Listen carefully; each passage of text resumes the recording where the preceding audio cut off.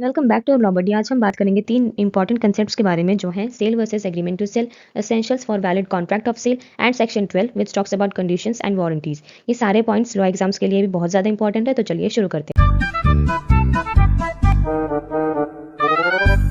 Cell versus agreement to sale के बीच में डिफरेंसेस हम पहले डिस्कस करेंगे। सबसे पहला डिफरेंस आता है कि सेल में जो गुड्स की ओनरशिप होती है वो तुरंत ट्रांसफर कर दी जाती है to the buyer, whereas agreement to sale में ओनरशिप फ्यूचरिस्टिक होती है, यानी कि वो फ्यूचर में होने वाला है, फ्यूचर में ट्रांसफर होगी ओनरशिप। सेल में ये कॉन्ट्रैक्ट होता है जो कि एग्जीक्यूटेड कॉन्ट्रैक्ट होता है, वेयर एज जो एग्रीमेंट टू सेल होता है ये एग्जीक्यूटरी कॉन्ट्रैक्ट होता है, क्योंकि ये फ्यूचर में टेक प्लेस करेगा। ठीक है। देन हमारे पास है कि जो प्रॉपर्टी होती है गुड्स की वो बायर के पास इमीडिएटली ट्रांसफर हो जाती है ना। वेयर एज जो एग्रीमेंट टू सेल होता है वो फ्यूचर में ट्रांसफर होगा। देन फोर्थ पॉइंट हमारे पास है कि अगर गुड्स में कुछ भी लॉस होता है तो वो बायर पे करता है, क्योंकि ओनरशिप जो है वो ट्रांसफर हो गई है, इवन इफ जो पोजेशन है वो सेलर के पास हो। ठीक है। मैंने बोला कि क्योंकि ओनर बायर के पास ओनरशिप ट्रांसफर हो गई है, इवन इफ पोजेशन जो है वो सेलर के पास है। ठीक है। और एग्रीमेंट टू सेल में आएगा कि लॉस जो भी होगा गुड्स को वो सब कुछ सेलर बियर करेगा। क्यों? क्योंकि तब तक जो प्रॉपर्टी है उसकी ओनरशिप ट्रांसफर नहीं हुई है। ठीक है।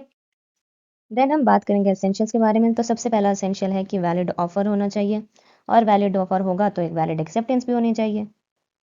अब इसके बाद नेक्स्ट एसेंशियल है हमारे पास कि इंटेंशन होना चाहिए। किस चीज़ के लिए? Intention to establish the legal relationship. ठीक है। नेक्स्ट एसेंशियल है कि जो गुड्स के बारे में कॉन्ट्रैक्ट करा जा रहा है वह मूवेबल गुड्स होने चाहिए। ठीक है। देन है डिटर्मिनेशन ऑफ प्राइस, यानी कि जो गुड्स जो एक्सचेंज हो रहे हैं उनके लिए कुछ प्राइस भी डिटरमाइन किया जाना चाहिए। ये नहीं कि ए बी के पास गया और उसने बोला तू मुझे अपना फ़ोन दे दे, मैं तुझे अपना फ़ोन दे देता हूँ। ये बार्टर सिस्टम हो जाएगा। सबसे पहले हमें क्या करना है, हमें प्राइस डिटरमाइन करना पड़ेगा। ठीक है। देन हमारे पास नेक्स्ट एसेंशियल है कि जो एग्रीमेंट होता है वो रिटर्न भी हो सकता है और वो ओरल भी हो सकता है, लेकिन जो गुड्स हैं जो कि एक कुछ सर्टेन वर्थ, उनके कुछ सर्टेन वैल्यू है और वो एक स्पेसिफिक स्टैट्यूट के अंदर आते हैं। ठीक है। तो उनके लिए रिक्वायर होती है रिटर्न डॉक्यूमेंटेशन और रजिस्ट्रेशन। देन है कि दोनों पार्टीज के पास फ्री कंसेंट होना चाहिए, और इसी के साथ जो दोनों पार्टीज हैं उनकी लीगल कैपेसिटी भी होनी चाहिए। ठीक है। देन हम बात करते हैं कंडीशन और वारंटीज के बारे में। कंडीशन डिफाइंड है अंडर सेक्शन 12 सब सेक्शन 2 में, और वारंटीज डिफाइंड है अंडर सेक्शन 12 सब सेक्शन 3 में। कंडीशन में बताया गया है कि एक कॉन्ट्रैक्ट के लिए असेंशियल एलिमेंट होता है। ठीक है।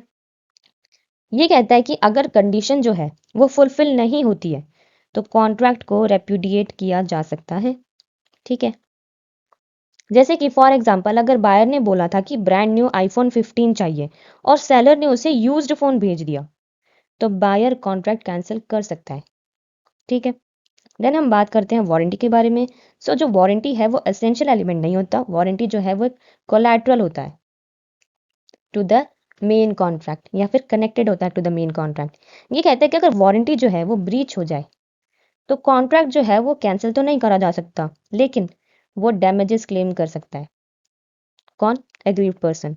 फॉर एग्जाम्पल अगर सेलर बोलता है फोन 1 साल वारंटी के साथ आएगा लेकिन वारंटी कार्ड नहीं भेजा, तो बायर कॉन्ट्रैक्ट कैंसिल नहीं करेगा लेकिन डैमेजेस क्लेम कर सकता है। ठीक है। अब नेक्स्ट वीडियो में हम जानेंगे कि इम्प्लाइड कंडीशंस क्या होती है और इम्प्लाइड वारंटीज क्या होती है। अगर आपको वीडियो पसंद आई हो तो वीडियो को लाइक करें, शेयर करें और चैनल को सब्सक्राइब करें। Thank you.